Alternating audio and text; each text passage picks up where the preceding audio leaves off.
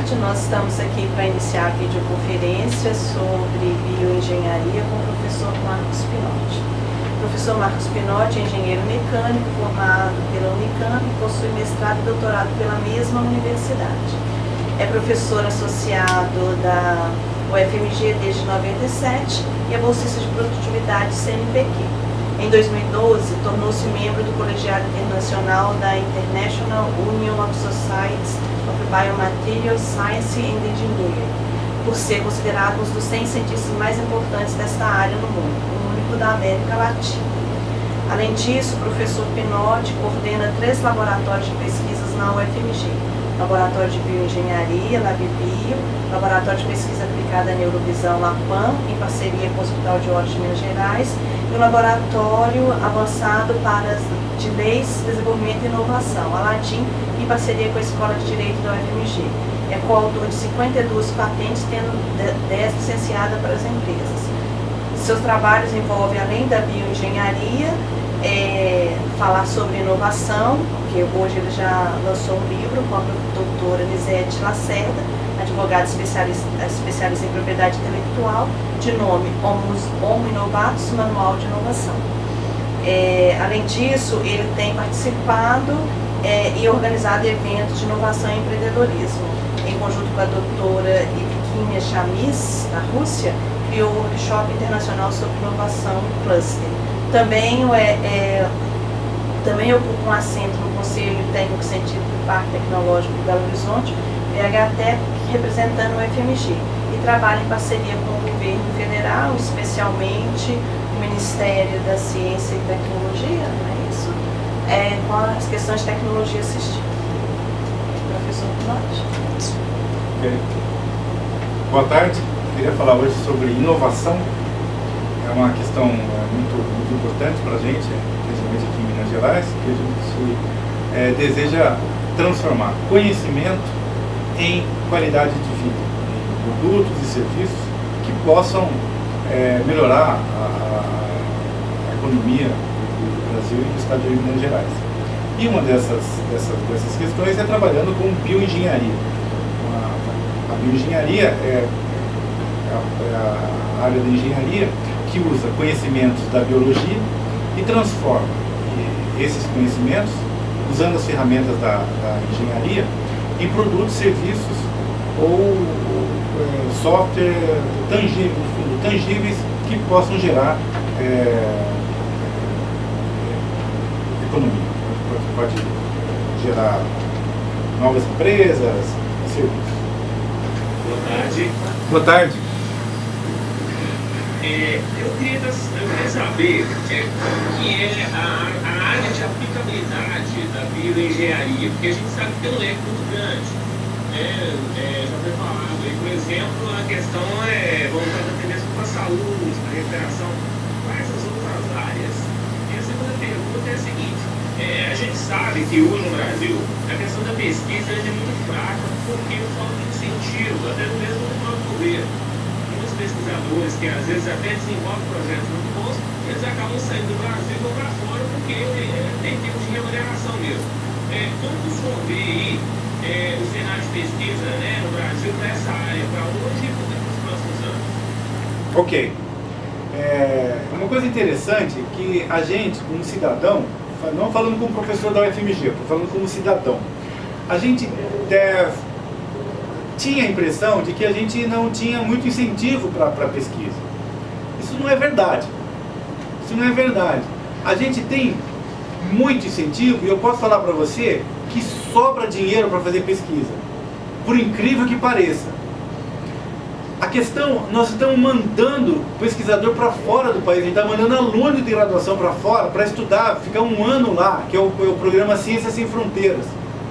E além disso, nós temos dinheiro para trazer pesquisador que está lá fora e vir para o Brasil.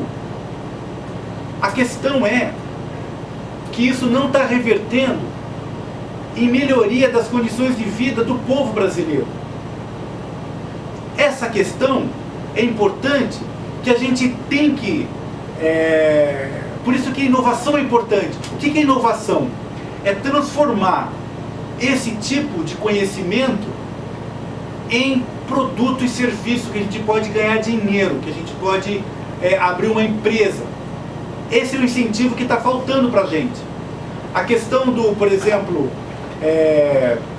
questão de pesquisadores estão indo para fora do país, porque não tem condições aqui, alguns deles foram embora, porque apesar de eles conseguirem desenvolver a ciência deles aqui, eles não conseguiam abrir empresa, eles não conseguiam colocar as coisas no mercado, e aí nós estamos perdendo cérebro muito bem qualificado. Então esse é um problema sério. Por exemplo, o Brasil, ele cresceu nos últimos 20 anos, ele passou de 0,1%, a gente produz 3% de toda a ciência do mundo.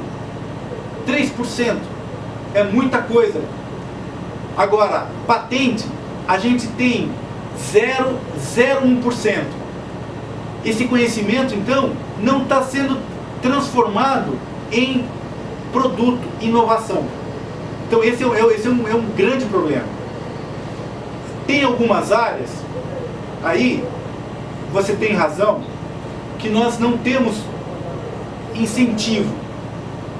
Falta realmente dinheiro, falta recurso, mas falta que a gente seja mais incisivo nessas demandas. Eu acho que existe uma distribuição não igual entre as áreas. Mas eu acho que o nosso grande desafio é fazer com que a sociedade ela seja cúmplice desse nosso esforço de atrair mais recursos, mas agora para transformar conhecimento em qualidade de vida, conhecimento em emprego. Isso vai acontecer quando a gente conseguir criar novas empresas, criar novos produtos, criar novos serviços. E essa é o nosso grande gargalo agora. Eu estou sendo lembrado pela Regina aqui, obrigado Regina, que você também perguntou sobre as áreas que a bioengenharia atua. A bioengenharia é uma palavra muito grande. Ela também pode ser conhecida como engenharia biomédica, engenharia médica, engenharia clínica. São pedaços da grande área chamado bioengenharia, onde você pode trabalhar, por exemplo, a questão que eu já falei, da reabilitação de pessoas ou auxílio de pessoas com deficiência. Essa área, que Minas Gerais é uma área, está desenvolvendo ocorre um grande desenvolvimento, é a área de tecnologia assistiva. Uma outra área de bioengenharia é dispositivos médicos. Por exemplo, aparelhos de ultrassom, aparelhos de raio-x, tomógrafo, medidor de pressão arterial. Tem outra área da bioengenharia que trabalha com a criação de órgãos artificiais ou pedaços de órgão. Se você, por exemplo, aqui em Belo Horizonte, a gente produz 65% de todas as válvulas cardíacas artificiais consumidas no Brasil. Olha que coisa incrível. Válvula cardíaca artificial. Alguém está com problema de válvula do coração, precisa substituir. 65% dessas válvulas são produzidas na região metropolitana de Belo Horizonte. Essa é uma área interessante. Uma outra área interessante que está crescendo agora, que chama de medicina regenerativa. Daqui a pouco a gente pode criar um órgão novo e transplantar no paciente. Essa é uma área que envolve bioengenharia. E bioengenharia, ela não é feita com uma especialidade só. Você precisa de engenheiro, você precisa de biólogo, você precisa de médico, de químico, físico, dependendo da área de fisioterapeuta, terapeuta ocupacional. Então é uma gama muito grande de profissionais que pode atuar nessa área. Espero que eu tenha respondido tudo. Boa tarde. Meu nome é Arthur. universitário, eu faço PCT aqui em Diamantina, mesmo usando o FPJM, então a cidade é perto de estudantes, mas a maioria deles não é natural daqui. E os estudantes se formam e vão embora, até mesmo locais daqui. O que a cidade poderia proporcionar uma inovação para esses jovens ficarem aqui, contribuir para o crescimento da cidade? Diamantina, cidadezinha histórica do interior. É uma questão importante, a questão de você manter as pessoas na cidade. Existem várias possibilidades, que aí é preciso ajuda da própria comunidade, da própria cidade, do próprio prefeito, os vereadores e a comunidade entender que é preciso manter essas pessoas inteligentes. Todas as pessoas inteligentes, as pessoas bem formadas, que podem trazer mais gente. E aumentar e atrair para a cidade pessoas que ganham bons salários. Isso daí faz com que o comércio rode. Então, a principal coisa, a principal característica é você descobrir quais são as vocações da cidade. Está muito claro. Eu já fui em Diamantina, uma cidade, eu adoro Diamantina. É uma cidade que atrai turista pelas belezas naturais da própria cidade, do entorno, e depois é uma cidade de cultura. Tem a Vesperata, esse tipo a exploração ao máximo dessas possibilidades pode atrair diversos profissionais que estudaram na própria Diamantina. Depois, essas pessoas, você pode desenvolver todo um comércio de alimentos, que em volta de Diamantina também há diferentes, tem morango em Diamantina. Então, podia ter outras frutas, mais morango, outras frutas, podia transformar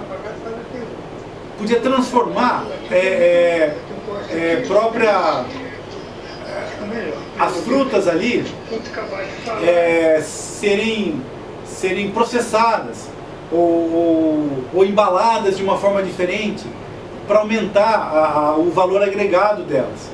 Então, existem pequenas iniciativas que a própria comunidade pode ajudar a criar novos empregos. A questão é criar empregos que estão ligados com as vocações. Então eu falei para vocês pelo menos 3 vocações de Diamantina.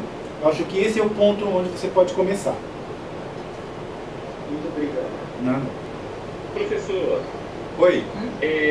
Eu queria saber a respeito de nanotecnologia. Onde que ela se encaixa no caso do perfil da bioengenharia? Porque a gente sabe de muitas coisas, a gente às vezes não sabe se isso é utopia, se é realidade, se é funcional, se ela existe e se ela está sendo aplicada. Você podia falar um pouco sobre isso para nós? Claro. Nanotecnologia é uma área bem grande e diversificada. Você, aqui em Minas Gerais, existe uma empresa que ela licenciou da UFMG nanotubo de carbono. Nanotubo de carbono é um monte de carbono alinhados, e isso daí aumenta muito a área de contato. Essa empresa licenciou e misturou isso com gesso. Então o gesso, ao invés de ficar quebradiço, ele fica muito resistente. Então esse é o poder da nanotecnologia. Essa coisa interessante é que você aumenta a área de contato e você aumenta a resistência do material. Então você pode transformar um bloco de gesso muito leve, que antes era quebradiço, numa coisa leve e resistente. Então essa é uma aplicação. Uma aplicação de nanotecnologia, que eu estava falando um pouco mais cedo para vocês, da chamada terapia fotodinâmica, que você usa um corante, coloca na bactéria ou fungo e joga luz, libera radical livre dentro dessas células e elas morrem. Você faz desinfecção sem antibiótico. Algumas desses corantes a gente gera a partir de nanotecnologia. E muitas vezes é muito fácil de fazer isso. É muito barato fazer isso. Então a gente tem que desmistificar, pensando que nanotecnologia é uma coisa muito cara para fazer. Às vezes é, às vezes não. E depois a aplicação, uma vez que você tem esses produtos de nanotecnologia, você consegue agregar muito valor e melhorar as qualidades. Então tem essa questão. Por exemplo, para fazer fio têxtil, você tem um processo chamado electrospinning. Você coloca um eletrodo aqui, uma agulha e um polímero aqui dentro. Você coloca uma diferença de potencial na agulha, entre a agulha e o receptor, e esse negócio gira, esse cilindro gira. Se você fizer com milhares de volts, o fio que vai sair vai ter diâmetro nanométrico. Aí você consegue fazer tela nanométrica para várias aplicações. Então, dependendo do processo, você obtém nanopartículas. Por exemplo, uma coisa que algumas empresas já estão começando a usar de calçado é nanosfera de prata. Você consegue incorporar nanosfera de prata em palmilha, acaba com o mau cheiro do sapato. Você consegue colocar nanosfera de prata em tecido, e que ele evita a contaminação de bactéria. Isso é muito fácil de fazer. Então a nanotecnologia, ela está presente na nossa vida diária. Muitas delas são produzidas aqui na UFMG, esperando alguma empresa para levar embora, para fazer isso em Brumadinho, por exemplo. Legal. Tá? Professor, Monte Azul? Você esclareceu bastante. Deixa eu só Desculpa. terminar aqui. Eu gostaria de agradecer e lembrar assim, que quando foi iniciada a fala, foi falado a respeito de robôs. E isso me lembrou a questão da nanotecnologia, porque assim, às vezes a gente ouve falar em nanotecnologia e pensa na questão de robôs. Existe, né, se é que existe, não sei se isso é somente uma coisa de TV, mas micro-robôs que podem, por exemplo, atuar na área de medicina ou não? Claro. Olha, se você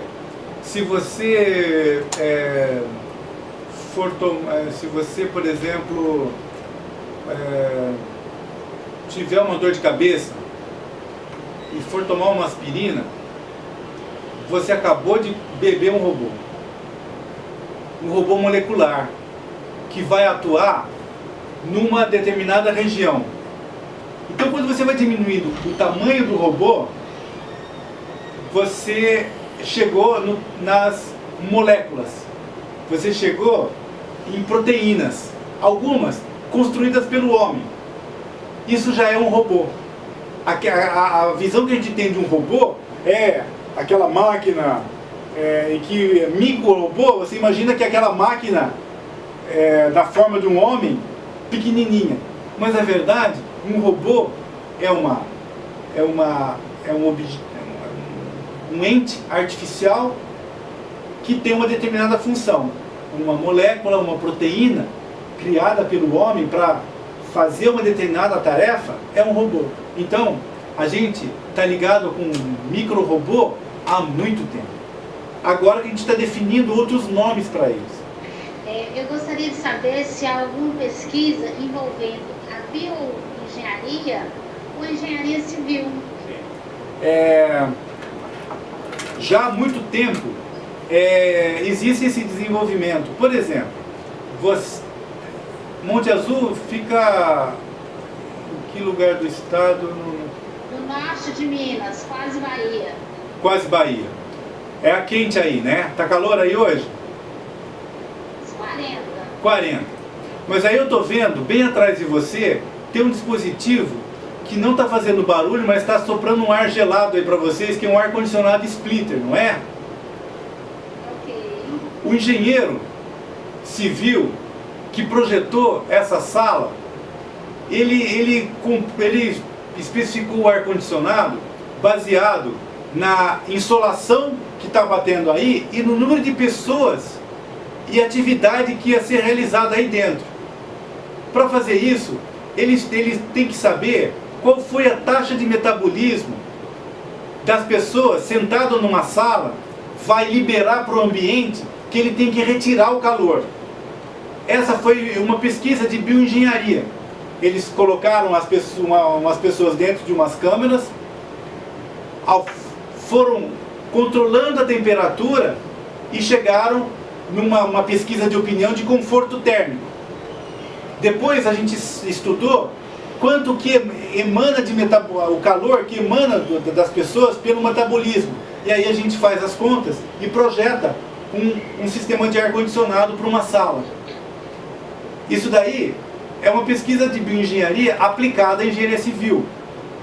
Uma outra área muito interessante, que às vezes você não precisa utilizar ar-condicionado, você constrói a casa de forma que tenha circulação de ar e que refrigera ela. Se você observar cupim no pasto, os cupinzeiros que estão no pasto, eles crescem como cilindros.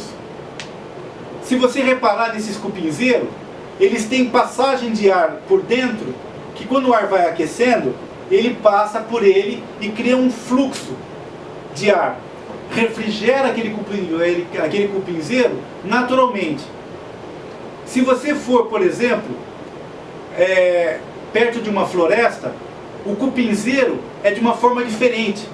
Ele não é cilíndrico, ele é chato. Isso é feito para ele proteger, porque perto da mata vai fazer frio para os cupins ali. Então, essa experiência, essa observação da onde você está e o clima que você tem que se proteger, é uma pesquisa de bioengenharia, que você pode aplicar naturalmente na engenharia civil e gastar menos energia elétrica, por exemplo. Obrigada. Nada. Eu gostaria de saber também, você disse anteriormente sobre o maior problema das patentes. Eu queria que você apontasse para a gente algumas dificuldades. Dificuldade? Com patente? Por exemplo, a gente no Brasil, você deposita a patente hoje no INPI, você vai ter a conclusão do estudo da sua patente para ver se é viável ou não, daí 10 anos. A validade da patente é 20. Você gastou metade da vida da sua patente na burocracia. Como é que você vai vender isso? Nos Estados Unidos demora 2 anos, 1 ano e meio. No Brasil demora 10. Essa é uma dificuldade. Outra dificuldade, as pessoas não imaginam que seja uma patente. A gente tem que saber o que é uma patente. Como escreve uma patente? Que tipo de patente? Se vocês tiverem curiosidade, o INPI está tentando correr atrás do atraso. Então eles estão contratando mais gente, então eles estão se esforçando. Mas o outro lado também é as pessoas saberem o que é uma patente. Para você saber isso, o INPI já fez uma página muito legal. É só entrar lá, www.inpi.org.br.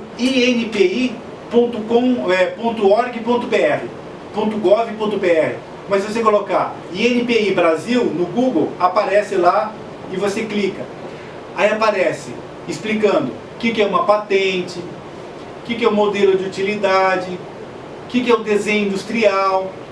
Depois, se você criou uma planta, se você cruzou uma planta, tem como proteger o cultivar aquela planta específica.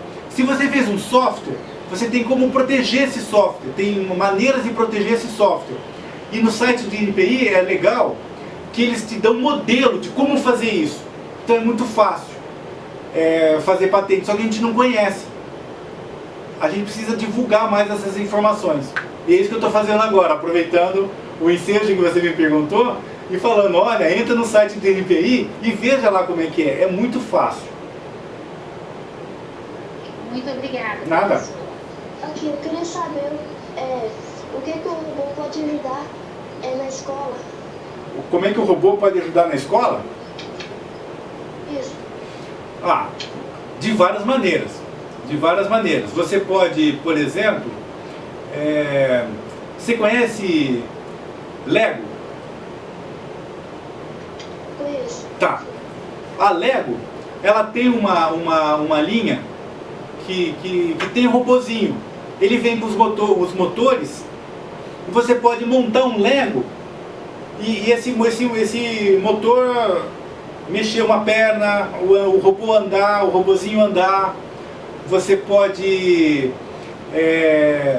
uma coisa interessante que eles estão fazendo nos Estados Unidos agora, que é muito legal e é muito fácil da gente fazer aqui no Brasil também, é o seguinte: a gente faz um robô se comportar como um bicho e estudar como esse bicho se comporta, mudando o ambiente dele. Isso aí é muito fácil. Por exemplo, se você colocar o pessoal de Santa Rita do Sapucaí, por exemplo, se está me vendo, se está me ouvindo, ou quem trabalha com eletrônica, pode fazer coisas simples, tipo, o robozinho anda quando tem luz, quando apaga a luz ele para. Isso você acabou de imitar um bicho de hábitos noturnos. Quando você acende a luz ele fica parado. E você pode estudar comportamento. Isso é assim, uma coisa misturando robótica com biologia. E você pode estudar mecanismos também com o robô. Então existem vários tipos de robô. Então robô é muito útil na escola. E é muito legal. Você pode criar coisas e pode colocar a sua imaginação para voar nisso. Gente, eu queria encerrar porque o professor tem um outro compromisso e acho que nós já ultrapassamos o nosso tempo aqui também. Agradeço a presença de todos e qualquer coisa é só vocês entrarem em contato com o ITEC correspondente. Pessoal, muito obrigado por ficarem aqui conversando sobre inovação. Foi muito legal conversar com vocês. Espero que a gente tenha uma oportunidade de conversar de novo, tá bom? De qualquer forma, aqui na UFMG estamos de portas abertas, sempre. Obrigado. Prazer foi nosso. Obrigada. Tchau. Obrigada, Monte Azul agradece e esperamos a próxima oportunidade. Ok, até a próxima. Até a próxima. Obrigada, professor. Santa Vitória agradece. Tchau. O Teodoro também agradece. Tchau, até a próxima.